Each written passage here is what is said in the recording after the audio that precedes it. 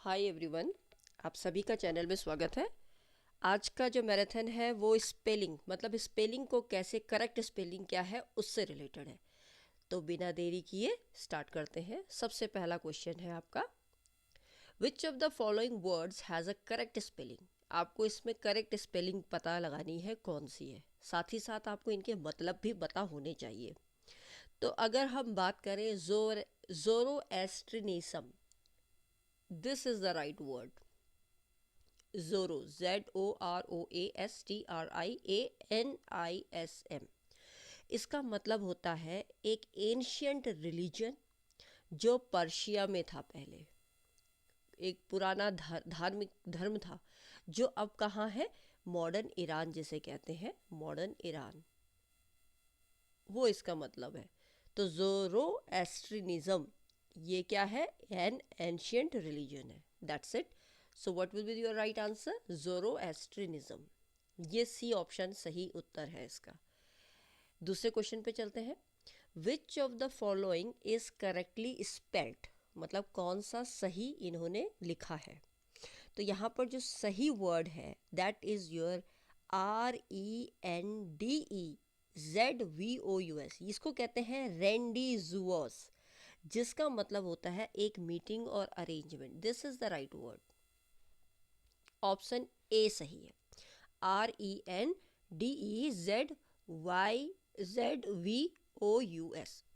इसको कहते हैं रेंडीजुअस।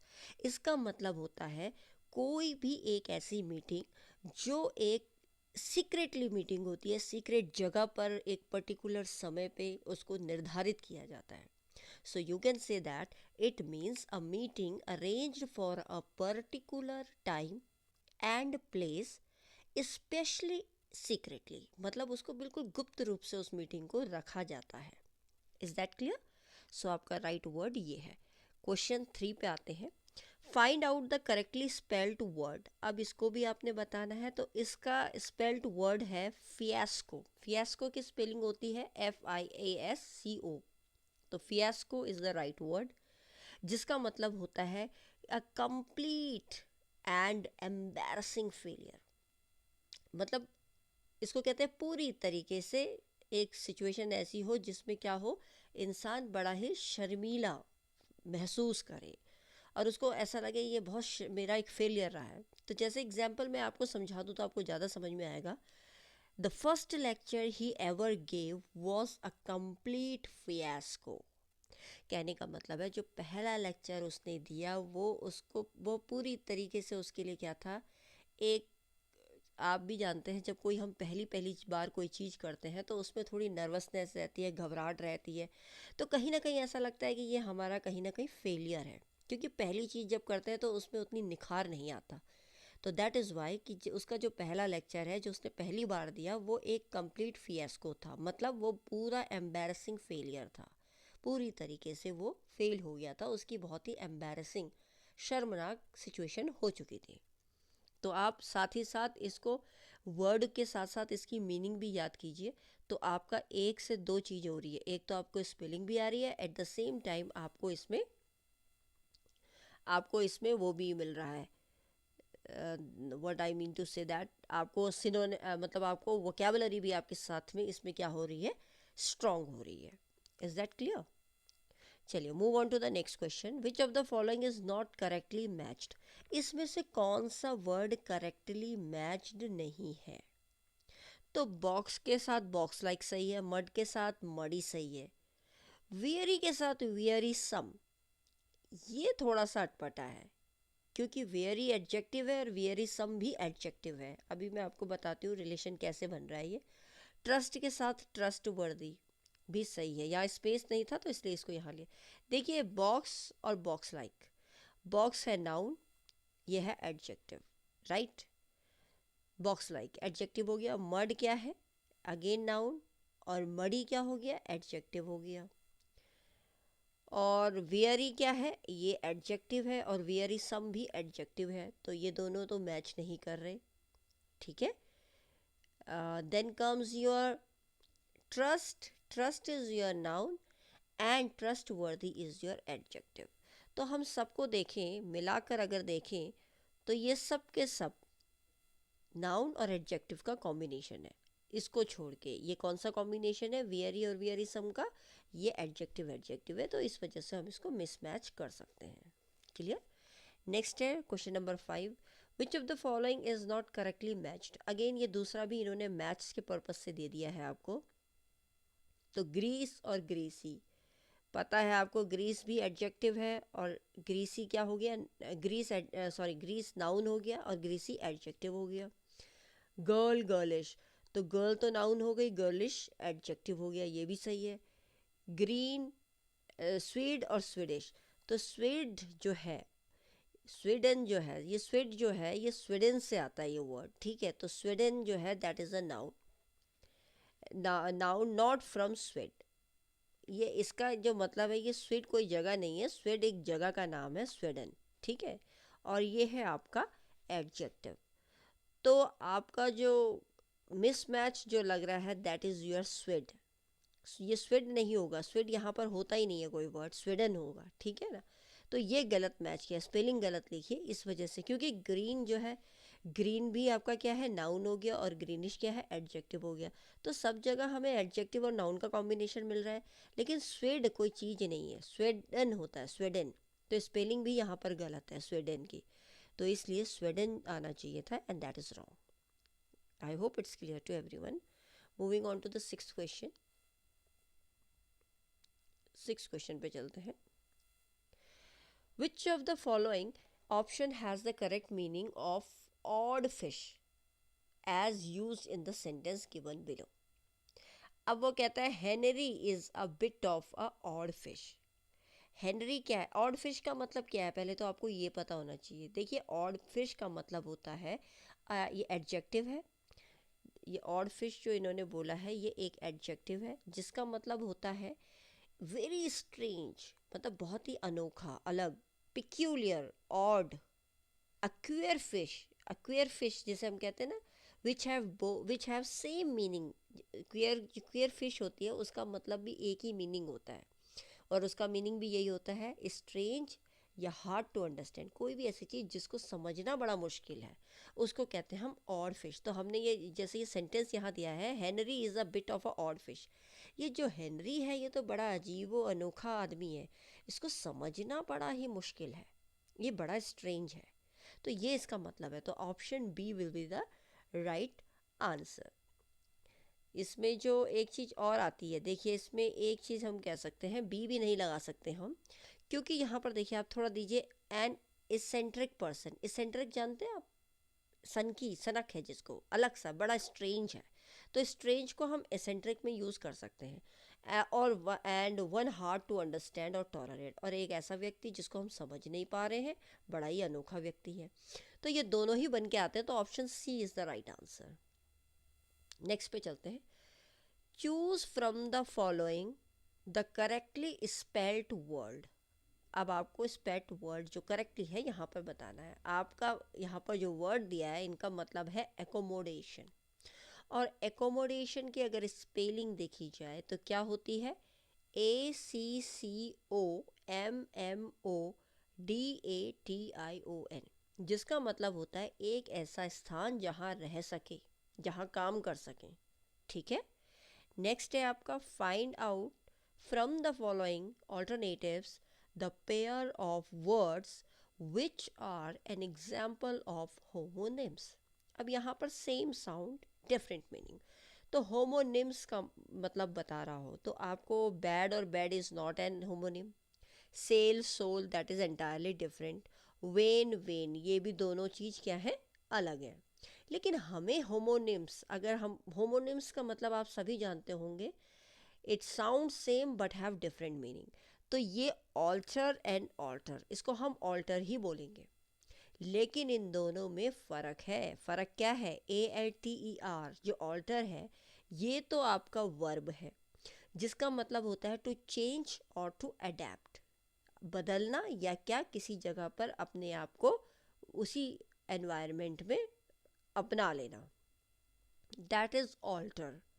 और एक ऑल्टर है ALTER विच इज़ नाउन, इसका मतलब होता है अ होली टेबल और a surface used in religious ceremonies. एक आप देखते हैं ना कि पूजा का स्थान जहाँ पर रिलीजियस सेरेमनीज में उस टेबल में भगवान की चीज़ों को सजाया जाता है, तो उसको हम कहते हैं ऑल्टर। जब आप जैसे पूजा करते हैं, हवन वगैरह सामग्री डालते हैं ना, तो उसी को कहते हैं alter. Next, moving on to the next question. Next है करेक्ट स्पेलिंग इज। यहाँ पर फ्लफ़ी का करेक्ट स्पेलिंग क्या है, तो वो है FLUFFY, फ्लफ़ी। इसका मतलब होता है, ये भी एक एडजेक्टिव है जिसका मतलब होता है बहुत ही हल्का है, बहुत ही सॉफ्ट है पकड़ने पे। नेक्स्ट वर्ड है करेक्ट द स्पेलिंग। गायनोकोलॉजिस्ट की स्पेलिंग क्या होगी, तो गायनोकोलॉजिस्ट की स्पेलिंग है GYNAE, गायनाकोलॉजिस्ट, COLOGIST। ये आप सभी जानते हैं। ऐसी स्टडी ट्रीटमेंट मेडिकल कंडीशन में, इलनेस में, जो सिर्फ और सिर्फ वीमेन देखती हो, मतलब अ फीमेल डॉक्टर, फीमेल की प्रॉब्लम्स को एक फीमेल डॉक्टर देखे, उसको हम गायनेकोलॉजिस्ट कहते हैं। Usually it is relating to a woman's ability to have babies. उस जिस समय बच्चा जच्चा बच्चा होता है उस टाइम पे ज़्यादा हम इस वर्ड को यूज़ करते हैं, that is your gynaecologist. Moving on to the next question. Next question है आपका, that is your 11th question. 11th question पे चलते हैं। Correct spelling is. अब यहाँ पर आपको एनक्रिप्ट की करेक्ट स्पेलिंग बतानी है, तो एनक्रिप्ट यहाँ पर जो वर्ड है उसका करेक्ट स्पेलिंग अगर हम बोलें तो वो होती है आपकी ENCRYPT, एनक्रिप्ट, जिसका मतलब होता है to protect information by putting it or write the information in the form of code, specially to prevent certain people from being able to use it. Encrypt का मतलब होता है किसी भी इंफॉर्मेशन को या किसी भी चीज़ को एक कोड के नियम के तहत उसको रखा जाए जिससे कि कोई दूसरा इंसान उसको यूज़ ना कर पाए, तो उसको एनक्रिप्ट कहते हैं। Moving on to the 12th question, which is correctly spelled contemptible. इसे हम बोलते हैं कंटेम्पटेबल। कंटेम्पटेबल का स्पेलिंग क्या होगी, that is correctly spelled is CONTEMPTIBLA। ये वर्ड आएगा, करेक्टली वर्ड भी यही है, क्योंकि कारपोरियल कोई वर्ड नहीं है। कॉम्प्रीहेंसिबल की भी स्पेलिंग यहाँ गलती दी गई है, तो जो सही दी है दैट इज़ योर कंटेम्प्टेबल, जिसका मतलब होता है नॉट डिजर्विंग, और जिसको कोई मतलब ऐसा व्यक्ति जिसको कोई रेस्पेक्ट ना दी जाए। डिस, इसका सिनोनिम हम बोल सकते हैं डिस्पिकेबल।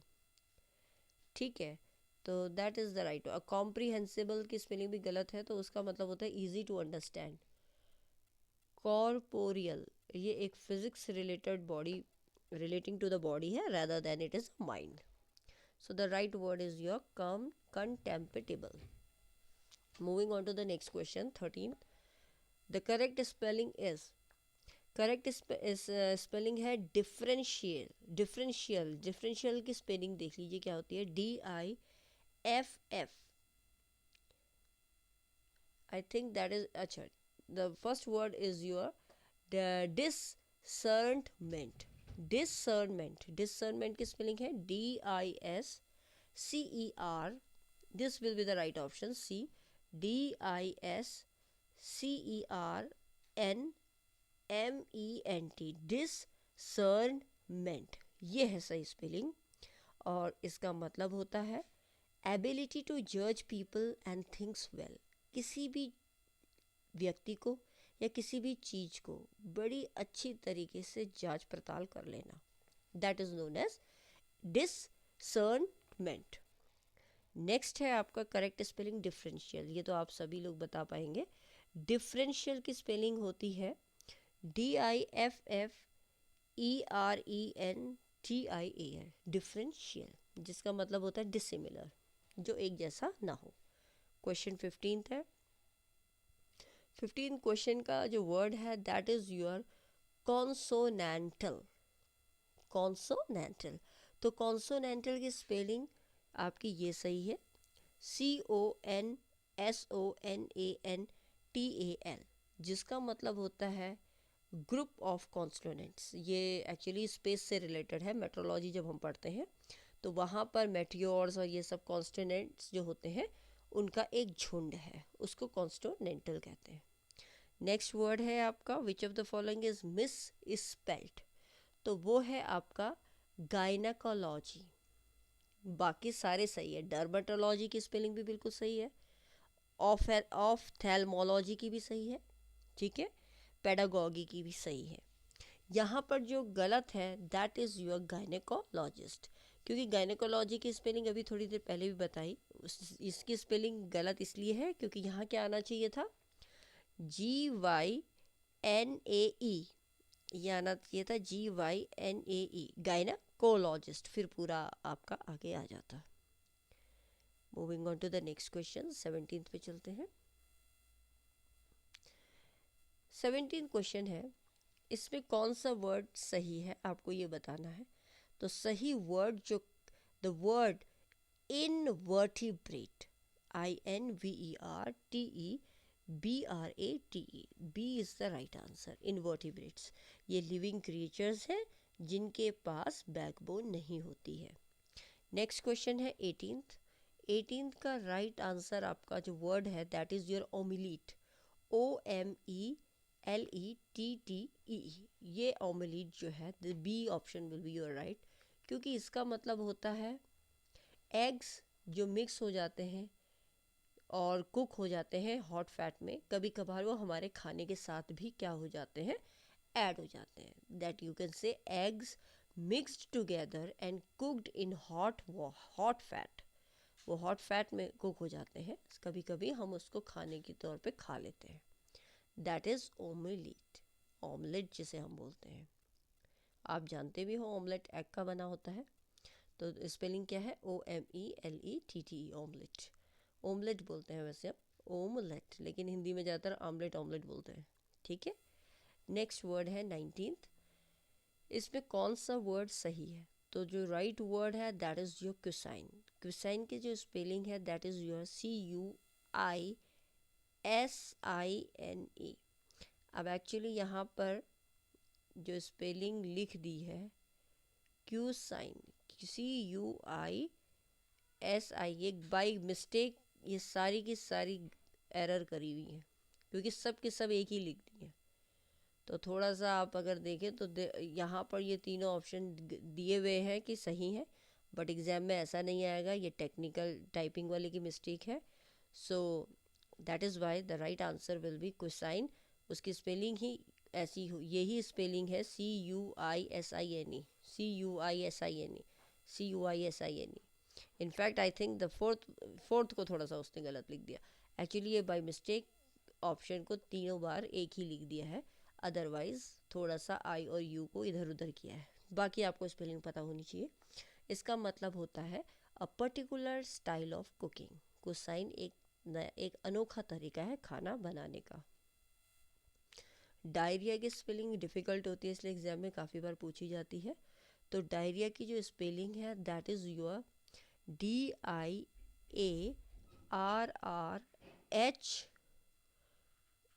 अब यहाँ भी बहुत टाइपिंग में मिस्टेक है, डायरिया की स्पेलिंग गलत लिखी है, इन्होंने तो चारों ऑप्शन में गलत कर दी। मैं आपको बता देती हूँ डायरिया की स्पेलिंग क्या होगी, DIARRHOE,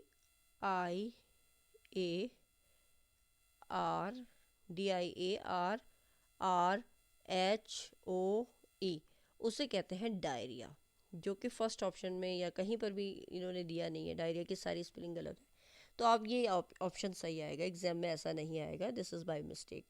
तो डायरिया क्या है, एक तरीके का इलनेस है जिसमें वेस्ट निकलता है as a bowel form in a watery liquid form, ठीक है, हैजा जिसे बोलते हैं। नेक्स्ट क्वेश्चन, चलिए pick the odd one out. देखिए सुप्रीम, अनपैरेलल्ड और स्टर्लिंग। अगर सुप्रीम की बात करें तो हाईएस्ट एट, ऊपर बिल्कुल टॉप मोस्ट, जिसका कोई निचोड़ नहीं है। सुप्रीम का मतलब क्या है भाई, इसके आगे कोई नहीं है। अनपैरेलल्ड, इसका मतलब भी यही होता है कि इस यूनिकनेस है, बिल्कुल अलग है। पैरेलल तो होता है एक जैसा, अनपैरेलल्ड जो इसके समान नहीं है, अनमैच्ड। स्टर्लिंग का मतलब भी होता है वेरी गुड, ओरिजिनल या फैक्चुअल, मतलब जो चीज़ होती ही नहीं है, मतलब और कोई दूसरा उसका विकल्प नहीं हो। तो इसलिए इसका जो राइट ऑप्शन है वो है पैथेटिक, क्योंकि बाकी तीनों का मतलब तो सेम निकल के आता है, लेकिन पैथेटिक यहाँ पर मैच नहीं खा रहा है क्योंकि वो नेगेटिव सेंस में आ रहा है। पैथेटिक का मतलब होता है बहुत ही दुखी होना या बहुत ही दया खाना। तो the option which will be odd here is pathetic. Moving on to the next question, correct spelling accumulate की निकालनी है। तो एकोमोलेट की जो स्पेलिंग है that is your ACCUMULATE। ACCU, accumulate की स्पेलिंग क्या होती है? ACCUMULATE, एकोमोलेट जिसे हम बोलते हैं इकट्ठा करना। नेक्स्ट चलते हैं क्वेश्चन नंबर 23 पे। 23, विच of the following word is misspelled. यहाँ पर भी कौन सा गलत लिखा है उसमें आपने देखना है। तो अगर हम बात करें तो इनडिस्पेंसेबल सही लिखा हुआ है, याच भी सही लिखा है, और consciousness I think is misspelled. Consciousness की स्पेलिंग गलत है क्योंकि कन्वीनियंस की स्पेलिंग भी यहाँ पर सही है। कन्वीनियंस सही है, यच की स्पेलिंग सही है, इनडिस्पेंसेबल की स्पेलिंग सही है, लेकिन जो ये कॉन्शियंस ये जो स्पेलिंग है ये गलत है। इसका मतलब होता है अपराइट, सिंसियर। तो मैं आपको इसकी स्पेलिंग बता दूं। इसकी स्पेलिंग आप लिखिए CONSCIEN।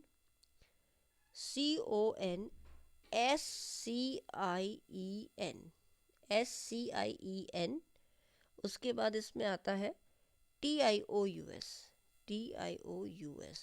Conscious. This will be the right spelling. यहाँ पर टी नहीं है इसलिए गलत है। So this one is wrong, miss spelled, गलत लिखा गया है।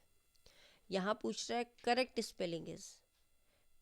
देखिए जब एग्जाम दे रहे हो तो थोड़ा ध्यान दीजिए, यहाँ मिस स्पेल्ड का मतलब है जो गलत लिखा गया है, और करेक्ट ये कह रहा है करेक्ट बताना है, तो आपको करेक्ट बताना है। तो क्वेश्चन को जरूर देखिएगा कहाँ पर वो कह रहा है कि गलत लिखा है, कहाँ पर वो कह रहा है कि सही बताइए।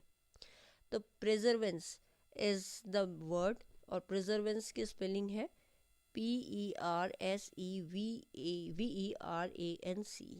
जिसका मतलब होता है किसी चीज़ को संभाल के रखना।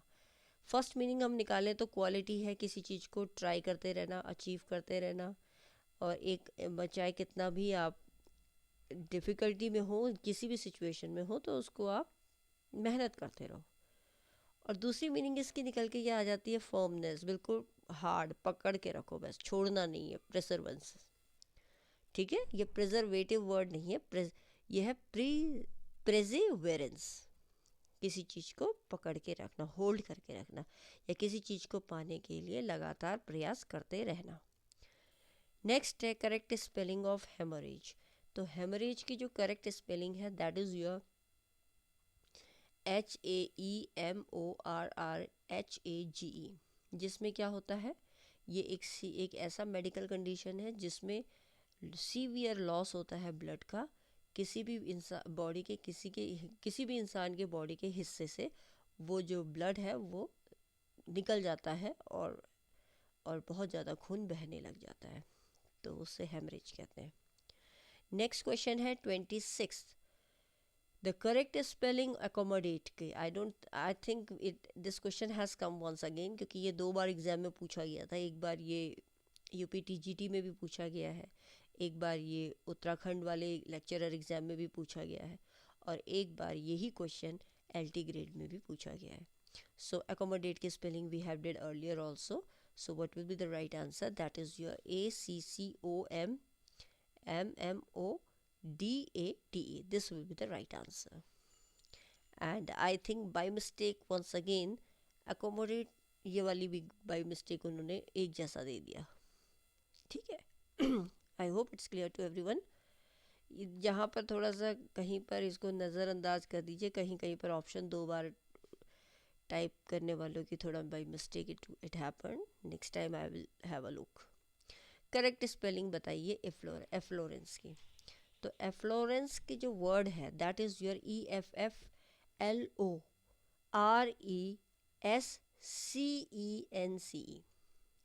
अब एफ्लोरेंस की जो स्पेलिंग है that is the C will be the right answer.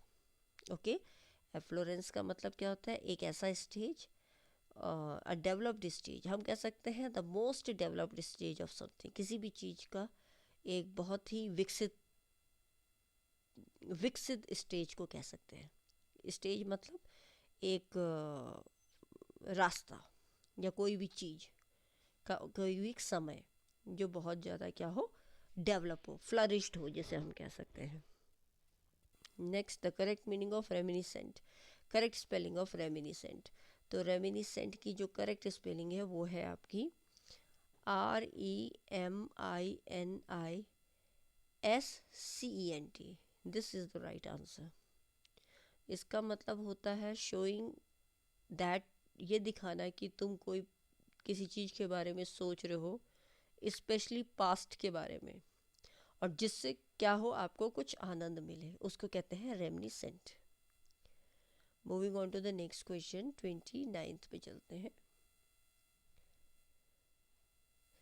Choose the word which is correctly spelled. Beginning की स्पेलिंग बहुत आसान है, लेकिन फिर भी कंफ्यूज हो जाएंगे क्योंकि ये उत्तराखंड में ही पूछा गया है. GIC लेक्चरर एग्जाम में 2018 में आया था. और इसका करेक्टली स्पेलिंग क्या है बिगिनिंग की? सभी जानते होंगे, BEGINNINING. तो बिगिनिंग की स्पेलिंग क्या है? Beginning, INNING. बिगिनिंग की स्पेलिंग ये है, BEGINNING. तो ज़्यादातर इन्होंने फिर गलत कर दिया है, BEGINNING. इन्होंने जो ऑप्शन दे दिए है सारा ही एक जैसा दे दिया है. तो आपको बिगिनिंग की स्पेलिंग आनी चाहिए, दैट्स इट. बिगिनिंग का मतलब होता है अर्ली स्टेज ऑफ किसी भी चीज़ की, अर्ली स्टेज. नेक्स्ट चलते हैं. Choose the correct spelled word. Symmetrical का मतलब कि सिमेट्रिकल स्पेलिंग क्या होगी? तो symmetrical SYMMETRICAL. This is the right answer. Symmetry आप जानते ही हैं. सिमेट्रिकल का मतलब क्या होता है? कोई भी चीज़ जो बिल्कुल एक्सेस के अराउंड हो और बिल्कुल आमने सामने इस तरीके से हो कि वो उसको, अगर जैसे फॉर एग्जांपल मैं अगर आपको बात करूं, सपोज़ ये है कोई ये सपोज़ एक ऑब्जेक्ट है, कोई चीज़ है, तो इसको जब डिवाइड कर दिया गया एक्सेस के थ्रू, तो हाफ ये पोर्शन इसी हाफ के जैसा होगा, मतलब ये जो आधा भाग है इसी का पैरेलल होगा, तो उसको कहते हैं सिमेट्री. जितना ये पोर्शन है उतना ही है, that is called as a symmetry. I hope it's clear to everyone. So this is the right answer, and this is the right answer. This is what I can say, these all are right according to them, by mistake they have done so. चलिए next चलते हैं. तो correct spelling pharmaceutical की spelling क्या होगी? तो pharmaceutical आप जानते ही हैं मेडिसिन से रिलेटेड है. तो फार्मास्यूटिकल की स्पेलिंग है PHARMACEUTICAL.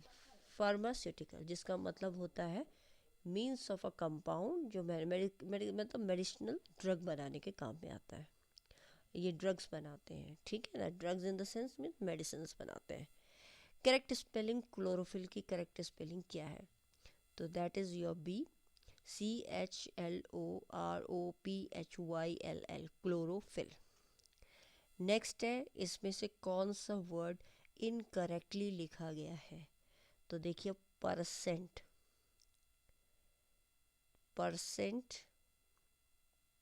ठीक है. उसके बाद है some time, all right, at least. So which one is incorrectly written? तो आप बताइए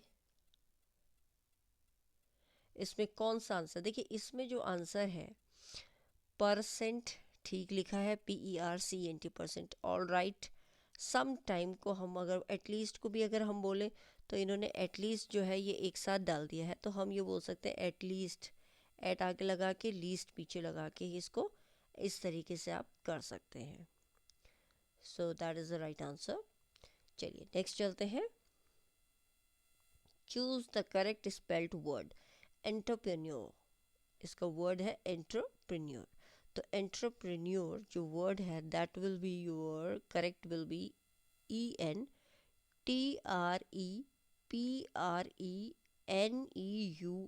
एंटरप्रेन्योर।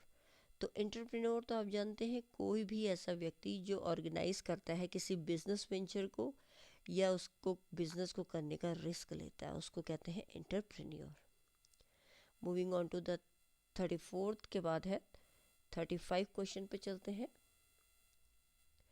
35 क्वेश्चन है आपका, choose the correct spelled word. अब आपको एक्चुअली वर्ड पता होना चाहिए, तो वर्ड है एटिक्विटी, एटिक्विट।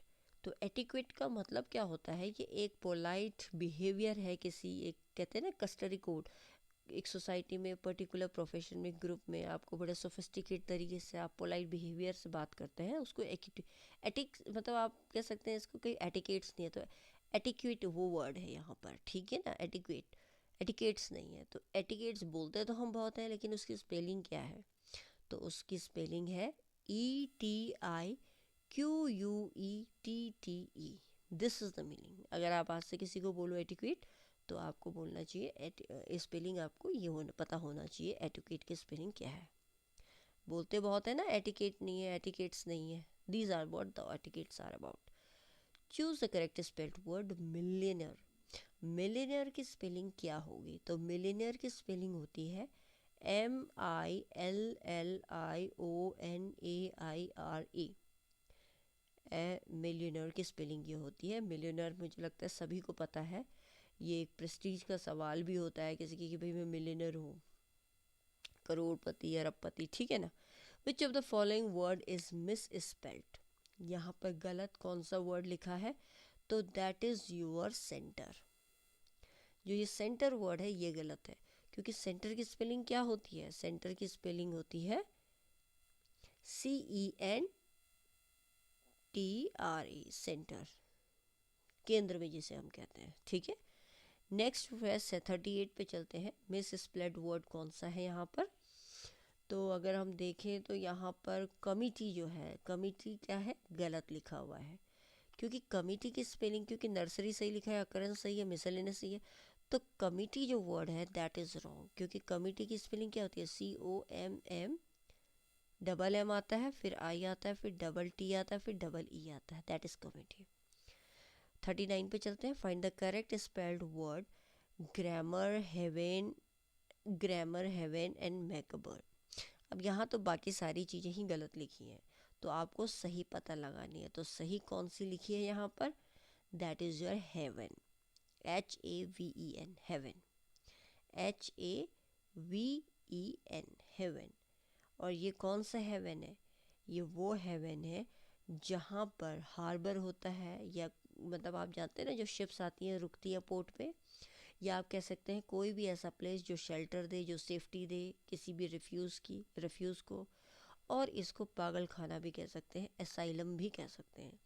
तो ये वो वाला आसमान नहीं है जो ऊपर आसमान है, ये हेवन का मतलब एसाइलम होता है, या मीन्स अब it is a shelter or a place, safety, refuge, or you can say it is a harbour or a port. Next correct spelling आपको लिखनी है पुसिलेनिमस। पुसिलेमिनस की स्पेलिंग होती है, पुसिलेमिनस का मतलब होता है ऐसा व्यक्ति जिसके अंदर जो डरपोक हो, जिसे हम कहें, जिसके अंदर साहस ना हो, कायर हो। तो इसकी स्पेलिंग क्या होती है? इसकी स्पेलिंग है PUSILLANIMOUS, जो जिसे हम कहते हैं टिमिड, डरपोक, कायर। Moving on to the next question, that is your 41 question पे चलते हैं। 41 क्वेश्चन है, स्पॉट द करेक्ट स्पेलिंग। अब आपको यहाँ पर सही वर्ड बताना है डिनाउंसमेंट। तो डिनाउंसमेंट की डिनाउमेंट की स्पेलिंग क्या होती है? तो डिनाउमेंट की स्पेलिंग है आपकी DE, ये फर्स्ट ऑप्शन ही इसका सही है, DE आ जाएगा, हाँ, DENOUEMENT। अब इसका मतलब क्या है? ये इसका मतलब होता है कोई भी फाइनल रेजोल्यूशन ऑफ इंट्रीसिस, मतलब कोई भी प्लॉट या कोई भी ड्रामा या कोई भी नॉवल, उसका जो फाइनल निष्कर्ष निकलता है उसको कहते हैं denouement. Now moving on to the next question, that is your 42nd। Address की स्पेलिंग सभी जानते हैं, ADDRESS, so the right option is your A. Address सभी जानते हैं, जहाँ कोई रह रहा हो उस जगह को एड्रेस कहते हैं। 43 पे चलते हैं, find out the correct spelling. तो इसकी करेक्ट स्पेलिंग यहाँ पर आपको निकालनी है एक्सिलर। एक्सिलर is the right word, ELIXIR, ELIXIR. So by mistake again there what happened is that दोनों जगह वर्ड को सही लिख दिया है, मतलब सही बोले तो ये सही इस सेंस में कर दिया कि दोनों ऑप्शन ये सही कर दी हैं, ELIXIR। इसका मतलब होता है एग्ज़ाम में आपको दोनों ऑप्शन ऐसे नहीं आएंगे कि बाय मिस्टेक है, तो एक मतलब आपको एग्ज़ाम में एक ही आएगा, ये चारों में से एक ही ऑप्शन सही होगा, but here by mistake it is 2, but you must know what is the word. तो एक्सिलर का मतलब होता है एक एब्सोल्यूट एम्बॉडीमेंट ऑफ किसी भी चीज़ का, एक सही तरीका, सही बात, उसको कहते हैं। नेक्स्ट क्वेश्चन 44 पे चलते हैं। यहाँ पर कौन सा शब्द गलत लिखा गया है? तो जो गलत वर्ड लिखा गया है, स्पेलिंग जो गलत लिखी गई है, देखो डिस्पैरेज की स्पेलिंग बिल्कुल सही है, राइट। मैलिएबल की भी सही है, लिसेंटियस की भी स्पेलिंग सही है। लेकिन अब आप लोग सोचेंगे मैम ये तो सही लग रहा है, लेकिन अगर हम डिलेमा की स्पेलिंग बोलें तो डिलेमा की स्पेलिंग आपकी आनी चाहिए, करेक्ट स्पेलिंग है DILEMMA। देखिए क्वेश्चन में कुछ तो गड़बड़ है, find out the miss spelled word. यहाँ पर डिलेमा की जो स्पेलिंग दे रखी थी वो दे रखी थी आपको DILEMA, miss spelled word is dilemma, लेकिन इन्होंने बाय मिस्टेक क्या कर दिया, इसकी स्पेलिंग भी सही लिख दी। तो ऑप्शन देखा जाए यहाँ हम बोल सकते हैं कि सब के सब करेक्टली स्पेल्ड हैं, लेकिन एक्चुअली एग्ज़ाम में जो पूछा गया था वो इस तरीके से पूछा गया था, ये डिलेमा की स्पेलिंग यहाँ तो सही है, लेकिन एग्ज़ाम में जो TGT का पेपर हुआ था तो उसमें ये डिलेमा की स्पेलिंग DILE, जो मिसप्लेड वर्ड है that is dilemma, DILEME, this is the word जो मिसप्लेड हुआ था। ठीक है, तो करेक्ट स्पेलिंग इसकी DILEMMA राइट होगा। यहाँ पर सारे ऑप्शन सही हैं। नेक्स्ट चलते हैं, pick out the correct spelling of the word among the following words. अब इसमें से आपको करेक्ट वर्ड निकालना है, तो करेक्ट वर्ड जो है, स्पेलिंग जो है दैट इज़ योर प्लैटिट्यूड। और प्लैटिट्यूड PLATITUDE, इसका मतलब होता है फ्लैट, बिल्कुल कुछ असर, बिल्कुल सीधा फ्लैट है, डल है। एंड ट्राइट रिमार्क, ऐसा स्टेटमेंट्स जिसमें कोई मोरल कंटेंट ना हो, या जिसमें कोई इंटरेस्ट की बात ना हो, या इंटरेस्टिंग चीज़ ना हो, तो कहते हैं ना ये तो बिल्कुल फीका है, इसमें तो कोई इंटरेस्ट नहीं है, उसको कहते हैं प्लैटिट्यूड, और उसकी स्पेलिंग है PLATITUDE। 46 क्वेश्चन पे चढ़ते हैं, कौन सा वर्ड यहाँ पर मिस स्पेल्ट है? तो ग्रेगेरियस बिल्कुल सही लिखा गया है, फैटलिस्ट भी बिल्कुल सही लिखा है, फिलिस्टीन भी बिल्कुल सही लिखा है। अगर हम सेलेबसी की बात करें तो सेलेबसी की स्पेलिंग यहाँ गलत है। सेलेबसी आप जानते हैं ऐसी सिचुएशन जहाँ पर बाल ब्रह्मचार्य कहते हैं, जो शादी नहीं करते, अनमैरिड होते हैं अपनी इच्छा से, उसे सेलेबसी कहते हैं, और उसकी स्पेलिंग होती है CELIBACY। So this word is miss spelled, is that clear? तो दिस इज अ वर्ड, ये दोनों सही है, एड्रेस सही है, डिनाउंसमेंट सही है यहाँ पर। चलिए नेक्स्ट चलते हैं, क्वेश्चन नंबर 47 पे चलते हैं। आई थिंक या 50 क्वेश्चन नहीं है, चलते 47 क्वेश्चन। GLS आपको मिस स्पेल्ड वर्ड बताना है अगेन, तो यहाँ पर आपको कौन सा लगता है? देखिए GLS की स्पेलिंग बिल्कुल सही लिखी है, इवन ऑपोजिट की भी सही लिखी है, सब ऑपोजिट वर्ड भी बिल्कुल क्लियर लिखा है। एम्पेरिकल वर्ड जो है this is also written perfectly fine, इसमें भी कोई दिक्कत नहीं है, ये वर्ड भी बिल्कुल सही लिखा है। अगर हम राइटोरिक की बात करें, RHYTORIC, ये गलत है। राइटोरिक की स्पेलिंग होती है RHE, रिटोरिक कहते हैं हम, है ना, rhetoric, RHETORIC, this is rhetoric. इसका मतलब क्या है? इसका मतलब होता है एक ऐसा आर्ट जो इफ़ेक्टिव हो और इस तरीके से हो कि जो स्पीकिंग और राइटिंग, मतलब कोई भी ऐसी चीज़ जो आप बोल रहे हो वो बहुत ही प्रभावित हो, उसका एक्सप्लेनेशन बड़ा अच्छा हो, उसमें फिगर ऑफ स्पीच बहुत अच्छी हो और उसमें जो टेक्निक आपने बोलने की या लिखने की है वो बहुत ही इम्प्रेसिव हो, उसे कहते हैं रिटोरिक। नेक्स्ट क्वेश्चन है, इसमें कौन सा वर्ड सही मैच, मतलब सही लिखा है, स्पेलिंग सही लिखी है? तो macabre, MACABRE, MACABRE, the B option is your right here. इसका मतलब होता है ग्रूसम, बड़ा ही खतरनाक, घैस्टली, दैट इज डिस्टर्बिंग, ऐसी चीज़ जो आपको बार बार डिस्टर्ब करे, जिसकी वजह से आपको बार बार डर लगे मौत का, तो भयावह, डरावना, उसको कहते हैं मैकबेयर। तो मैकबेयर की स्पेलिंग है MACABRE। Then moving on to the last question, occasion, occasion की स्पेलिंग कौन सी सही है? तो ओकेजन की अगर स्पेलिंग की बात करें तो the first option is correct, OCCASION। ये एक अपॉर्चुनिटी है, कहते हैं ना, ये ओकेजन है, कोई इवेंट है, कोई समय है जो एक सफिशिएंट स्पेस में या सफिशिएंट टाइम में होता है, तो उसको हम कहते हैं ओकेजन। ओकेजन की स्पेलिंग है OCCASION, ठीक है, OCCASION।